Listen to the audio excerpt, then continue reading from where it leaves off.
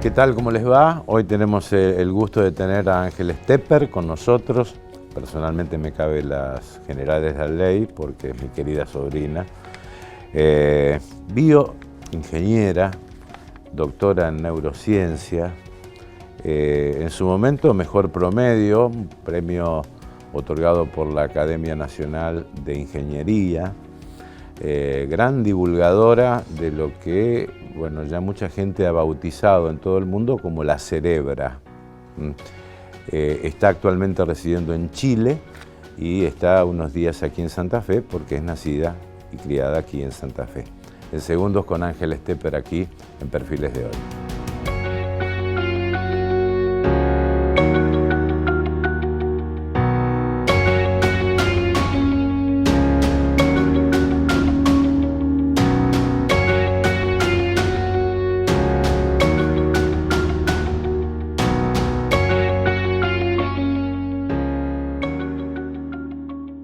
¿Qué tal, Anchi? ¿Cómo te va? Bien, tío, ¿cómo estás? Bueno. ¿Te puedo decir tío acá? Sí, sí. Pero estás acá no por tu sobrina, sino por tus valores, ¿no? Bueno, pero contame, bueno, primero bioingeniería, pero tu amor por la neurociencia, ¿cómo surge y cómo surge la cerebra? Bueno, sí, como bien dijiste, yo estudié bioingeniería en Oro Verde, acá en Entre Ríos. Y en algún punto de la carrera, no sé, yo creo que quizás cuando estudiaba fisiología, que tuvimos algunas materias donde veíamos cosas del cerebro, ahí empecé a darme cuenta que como que me gustaba mucho esa parte, como que quería estudiar más sobre el cerebro y empecé como a llevar los trabajos que tenía que hacer en la facultad de bioingeniería, siempre orientados a la neurociencia. Y así surgió. Entonces, en algún punto también dije, bueno, si quiero seguir estudiando sobre el cerebro, quiero especializarme en esto y me gusta también la investigación, entonces ahí decidí hacer el doctorado en neurociencias, que es lo que me fui a hacer a Chile en 2018. Y vos sos muy divulgadora de estudios, ¿no? A través de la cerebra, ¿no? Sí, la cerebra es mi página de Instagram. Eso surgió tenía como una doble razón de ser cuando creé esa página. Yo estaba en Estados Unidos haciendo mi pasantía del doctorado y estaba en un momento de crisis del doctorado donde sentía como que estaba muy complicada con la ciencia, no sabía si quería realmente terminar el doctorado. Hacer un doctorado es muy duro, como que tiene momentos de crisis siempre. Y en esa crisis como que quería volver a encontrarme con la motivación que sentía yo al principio, antes de empezar el doctorado, por la neurociencia. Entonces, como que esa motivación venía de también hacer un zoom out y ver las cosas un poco más de lejos. Y por eso pensé que hacer divulgación podía ayudarme como a contactarme con esa parte de la neurociencia que era la que me había atraído tanto y que ahora cuando estaba metida en el doctorado y en el detalle de mi tesis, como que había perdido un poco esa perspectiva. Y esa era una de las razones. Y la otra razón es que me encontraba a mí misma enojada a veces viendo cosas en redes sociales, como viendo fake news o mitos sobre el cerebro, y como que me molestaba que la gente crea eso, pero me di cuenta que yo no estaba haciendo nada para como contrarrestar esa información que da vueltas por las redes. Entonces dije, bueno, tengo que hacer algo yo también, y con esos dos motivos nació la cerebro. Ahora, estudiar el lugar del cuerpo humano es más difícil, calculo, ¿no? Sí, es bastante, el más misterioso, digamos, como hay muchas cosas que no sabemos o que es difícil pasar de la biología, de lo que uno puede estudiar del cerebro, a realmente la experiencia que nosotros tenemos, como que ese es el desafío de todo lo que sería neurociencia cognitiva, como qué significa que pase esto en tu cerebro, por qué te hace sentir de una forma o de otra algo que es biológico y que son neuronas y pasan cosas como muy simples en su espacio, digamos, y generan toda nuestra experiencia compleja, ¿no? ¿Y el cerebro controla las emociones, controla las reacciones, todo eso, ¿no controla el cerebro? ¿O cuánto hay cuánto hay del corazón y cuánto hay de cerebro? Por ejemplo, en enamorarse, por ejemplo. Bueno, esa es una re buena pregunta, porque hubo mucho tiempo, ahora como, no sé, los últimos años, que estuvimos focalizados en estudiar el cerebro y solo el cerebro, y pensábamos en el cerebro como una computadora y como que el cuerpo es manejado completamente por el cerebro. Y ahora la neurociencia está empezando a entender que el cuerpo también es muy importante, que el cerebro no es un órgano aislado. Hay muchos estudios como que relacionan, por ejemplo, la microbiota o cosas que pasan en tu intestino con cuestiones de salud mental. Y se ha visto que el cuerpo también es muy importante en cómo nos sentimos y que envía información a nuestro cerebro, y que el cerebro no es todo. Entonces, claro, las emociones, por ejemplo, nosotros las sentimos en el cuerpo, y es muy importante también lo que sentimos en nuestro cuerpo para retroalimentar lo que pasa en nuestro cerebro y cómo pensamos. Entonces, no es solamente el cerebro, como que ahora estamos tratando de entender al cuerpo más globalmente, desde la neurociencia. Y en el otro extremo, por ejemplo, la depresión, ¿cómo incide en el cerebro? ¿O es puramente cerebral o no? No, bueno, es lo mismo, como que también hay, o sea, la depresión es un trastorno del ánimo, ya como, todos sabemos lo que es sentirse triste, pero tener depresión es otra cosa, ¿no es cierto? Es una cosa extrema, una patología, pero todos sabemos lo que es tener sintomatología depresiva, por ejemplo, como que a todos nos ha pasado que te sentís un poco depre, y bueno, la cosa es que a veces necesitamos otras herramientas que nos ayuden como a recuperar ese balance, y por ese lado, por ejemplo, van los fármacos que apuntan a los receptores de serotonina, ¿no es cierto? Que se habla mucho de la serotonina en la depresión, pero también hay que, por ejemplo, yo en la Cerebra ahora estoy tratando también de divulgar bastante sobre el ejercicio físico y lo bien que nos hace. Y en particular nos hace muy bien para la depresión y los síntomas depresivos. Tiene mucha evidencia de que nos ayuda a contrarrestar esa sintomatología, y el ejercicio físico es algo físico y del cuerpo, ¿no es cierto? Y tiene mucha evidencia también de que es bueno, al igual que puede ser bueno un fármaco que te trata un neurotransmisor que es más a nivel cerebral. Vos tenés algunos hobbies deportivos, ¿no? Sí, yo soy muy deportiva también, y por eso también estoy tratando como de juntar mis pasiones y de enseñar, porque a mí el deporte me hizo muy bien. Yo cuando estudiaba bioingeniería era sedentaria, o sea, estaba siempre focalizada en la facultad y en estudiar, y no hacía deporte. Solo salía a correr en el verano cuando tenía más tiempo y cosas así.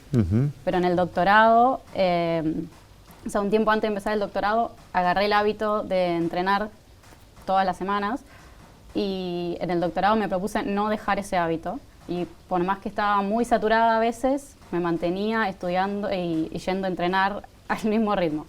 Y yo sentía que a veces estábamos con mis compañeros estudiando todos juntos, y yo me iba 1 hora a entrenar y volvía, y yo me sentía mucho más fresca que si me hubiera quedado ahí estudiando encerrada con mis compañeros 1 hora.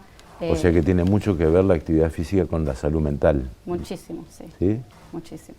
Sí. O sea, yo creo que todos deberíamos tener el hábito de hacer cualquier tipo de ejercicio, o sea, como que lo que sea. Todo sirve, lo que te guste tiene que ser. En uno de los informes de la Cerebra explicás, a ver si me hago entender, que hay determinadas neuronas que reconocen conceptos, personajes, actores o actrices de cine. ¿Cómo es esto? A ver, ese es uno de mis últimos reels, que le fue bastante bien en Instagram. Habla sobre la neurona de Jennifer Aniston. Ese es un descubrimiento que hizo un científico argentino que se llama Rodrigo Kian Quiroga en 2005. O sea, es un descubrimiento ya viejo, pero a mi reel le fue muy bien, entonces como que está medio popular. Y la cosa es así.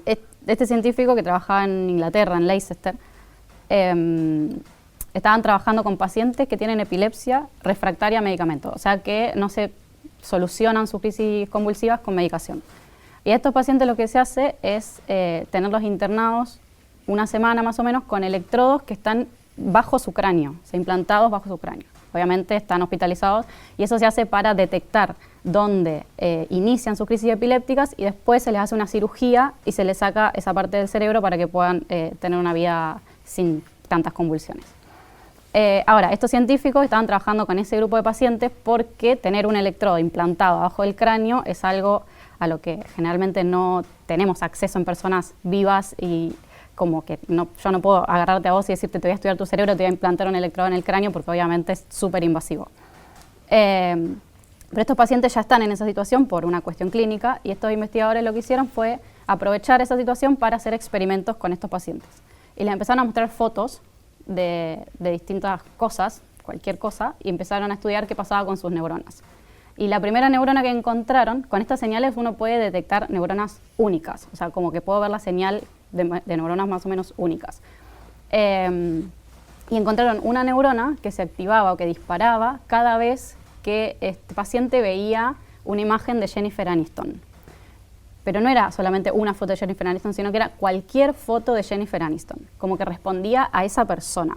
Y eso es algo muy raro porque en general, o sea, lo que sabíamos hasta ese momento del procesamiento visual, por ejemplo, de otras áreas del cerebro, es que nuestras neuronas responden como a patrones de líneas o de orientación, pero no una cosa compleja como es una persona. Y más allá de si tiene el pelo corto, el pelo largo, el flequillo, está rubia o está morocha, siempre era Jennifer Aniston.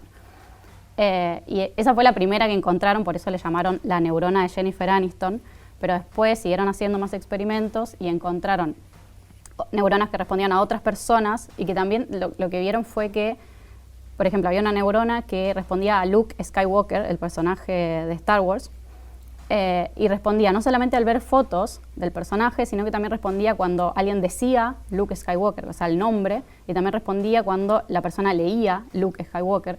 Entonces, distintos estímulos sensoriales que entran a tu cerebro por vías muy distintas, o sea, lo que vos ves no es lo mismo que lo que vos escuchás, como que llegan a tu cerebro de distintas maneras, y siempre la misma neurona respondía a ese concepto. También encontraron neuronas que respondían al edificio de Sydney, o sea, de la ópera de Sydney en Australia. Entonces, como que no es solamente a personas, sino que es a conceptos. Y eso fue como muy interesante porque es una forma nueva, o sea, fue un descubrimiento de que las neuronas pueden responder con cosas mucho más abstractas y no a patrones de línea o cosas así como sabíamos de la corteza visual, por ejemplo, primaria. Una pequeña pausa, después seguimos charlando, ¿te parece? Perfecto. Enseguida seguimos con Ángel Stepper.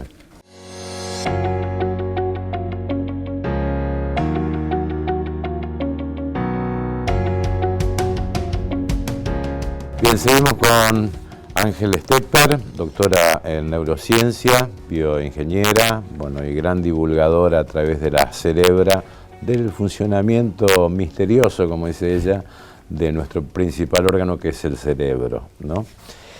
Tengo una pregunta, digamos, teniendo en cuenta los tiempos modernos, ¿no? ¿El cerebro necesita una suerte de gimnasia diaria como para, bueno, afrontar determinadas situaciones, estudiar?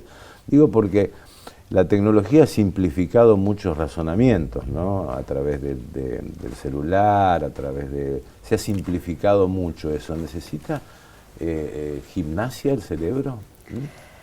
A ver, mira, se me ocurre una respuesta. Yo lo que trato también de hacer con la Cerebra es mostrar que siempre, incluso en cuestiones científicas, hay dos posturas muchas veces y esas posturas son contrapuestas. Y ambas tienen sustento científico, pero la interpretación quizás que le damos puede ser diferente según quién estudia, ¿no es cierto?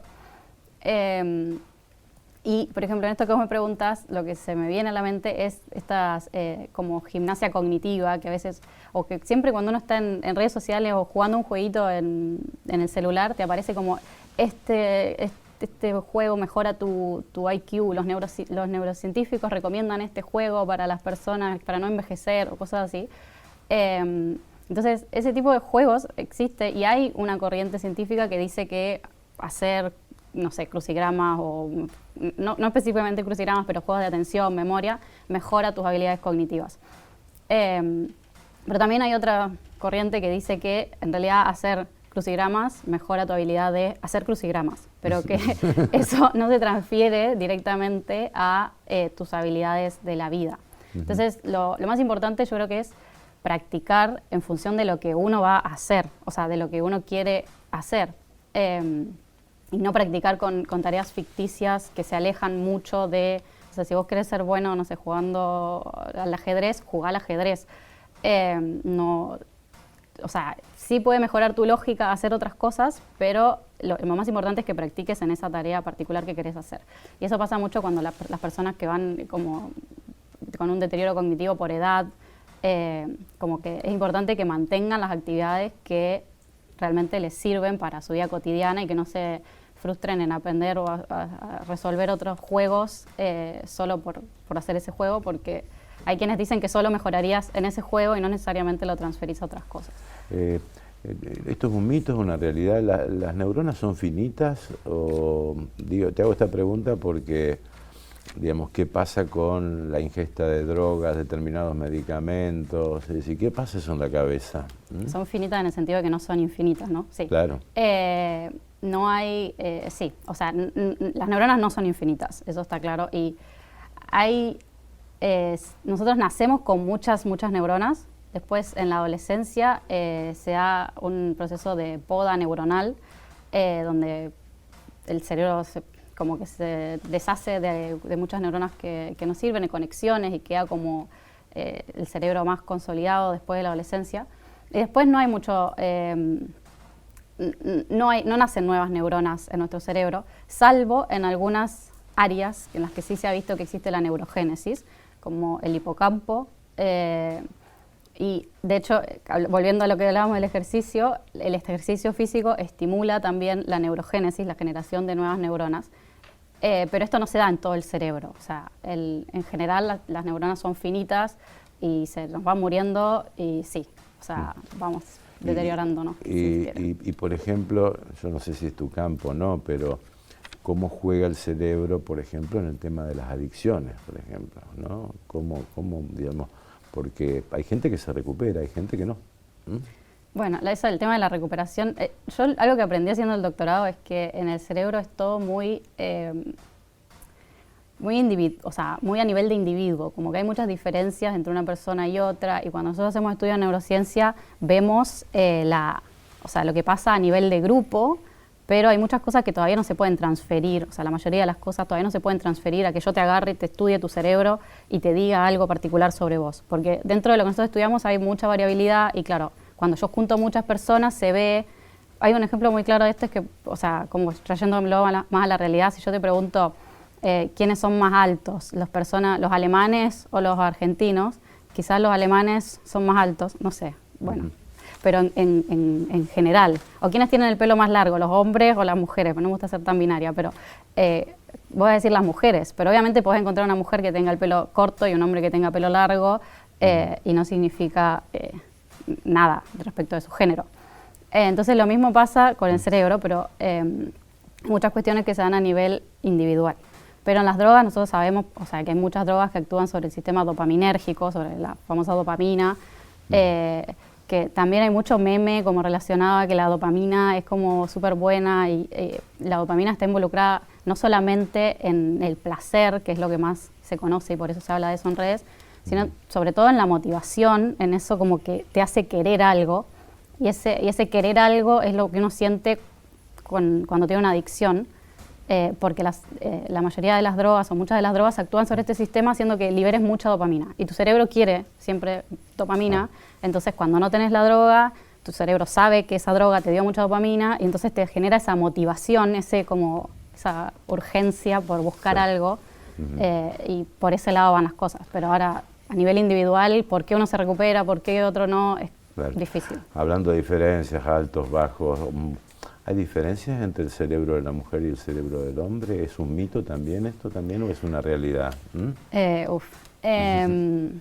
Bueno, yo para el 8M de este año me invitaron a dar una charla por el Día de la Mujer en una empresa. Y para esa ocasión preparé, como que estudié mucho sobre este tema, porque yo misma no sabía la respuesta, ¿no? Y hay una charla mía, o sea, la charla esa está en YouTube, si a alguien le interesa, el canal La Cerebra. Pero ahí, o sea, lo que yo, como te decía antes, siempre hay dos formas de ver las cosas y de ver los hallazgos científicos.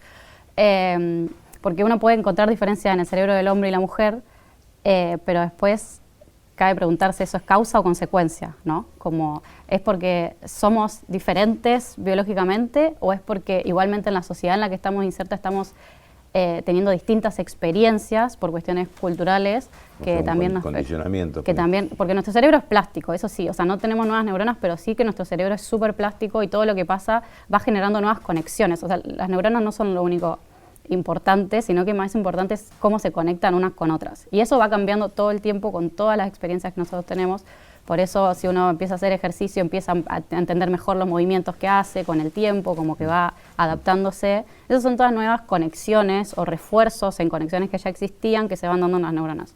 Entonces, con la experiencia que tenemos en la sociedad, hombres y mujeres, también va pasando eso. De hecho, un estudio que hicimos en colaboración con muchos otros países, nosotros en nuestro laboratorio en Chile, vimos que en países donde hay mayor desigualdad social, desigualdad de género, hay mayores diferencias en cerebros entre hombres y mujeres.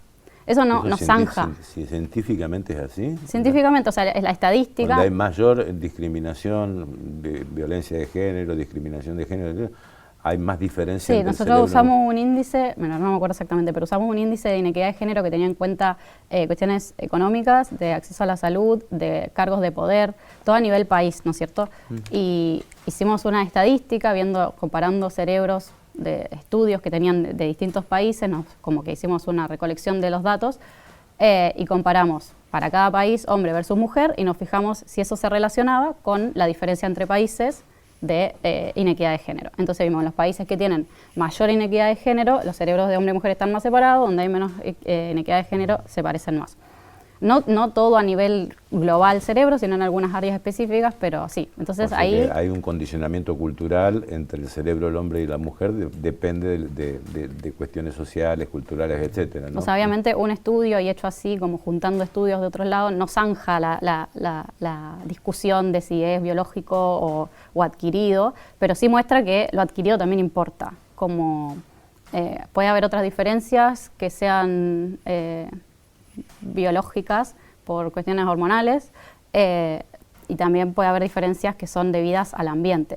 Y también yo lo veo más como un espectro, ¿no es cierto? Como que a mí ya la idea de hombre-mujer me gusta pensarlo más como un espectro, porque hormonalmente también puede haber diferencias no tan binarias, ¿no? Bueno, ahí también se está estudiando, digamos, la llegada de la inteligencia artificial, ¿no? ¿Cómo opera esto? ¿Cómo lo ves? ¿Cómo ves el futuro de este tema, no? Bueno, a mí me fascina. Sí, sí, pero es tu competencia. No, a mí me fascina porque, bueno, yo como bioingeniera me encanta que la tecnología llegue a más lugares y, o sea, a ver, hay mucha inteligencia artificial, también tenemos que aprender a usarla, ¿no? Yo estoy medio en pañales empezando a usar la inteligencia artificial como mi compañera de trabajo, la uso mucho desde que se habilitaron estas plataformas más masivas. Yo, para programar, le pregunto a la inteligencia artificial, le digo, tengo que hacer esto, y me empieza a tirar líneas de código y yo como que voy probando, formulando, como que lo uso como un asistente, como que dejé de googlear y empecé como a preguntarle a la inteligencia artificial. Obviamente uno tiene que ir controlando lo que va haciendo y como, no sé, como no confiar plenamente en cualquier cosa que te diga la inteligencia artificial. Pero a mí me encanta y siento que hay muchos más avances que pueden venir y que nos van haciendo la vida más fácil. O sea, está bien, hay gente que se asusta como que te va a reemplazar el trabajo y puede que reemplace algunos trabajos, pero la idea es como eso. Yo creo que no hay que quedarse abajo, hay que aprender a usarlas para poder también encontrar nuevos trabajos que van a surgir, ¿no es cierto?, a raíz de la inteligencia artificial. Es mito, ¿verdad?, también que la inteligencia de cada uno puede llegar a tener alguna parte genética, ¿o no? De tu mamá y tu papá, por ejemplo. Hay estudios que muestran que el IQ tiene una componente genética, pero también el IQ es el coeficiente intelectual, ¿no? Pero también existe lo que es inteligencia fluida, inteligencia cristalizada, hay como distintos conceptos de cómo pensar la inteligencia. Y también se ha visto que las personas que piensan que su inteligencia tiene un techo, le ponen un techo a su inteligencia. Y que cuando uno piensa que puede seguir aprendiendo, puede seguir mejorando. Hay que aprender a volar. Bueno, no, a volar no vamos a poder, pero eso no es una cuestión cognitiva, No, eso es una cuestión... mentalmente. Mentalmente sí. Sí. Y bueno, como que entonces hay una cuestión que puede ser genética, pero también uno puede ir trabajando las habilidades y también yo creo que es importante como que trabajar en las cosas que a uno le gustan, ¿no? Como que si, no sé, esa frase que en las redes todos dicen que lo dijo Albert Einstein, pero lo puede haber dicho cualquiera, pero hay una frase como que circula en redes de que un pez no va a poder nunca trepar un árbol, no sé, una cosa así, no me acuerdo muy bien.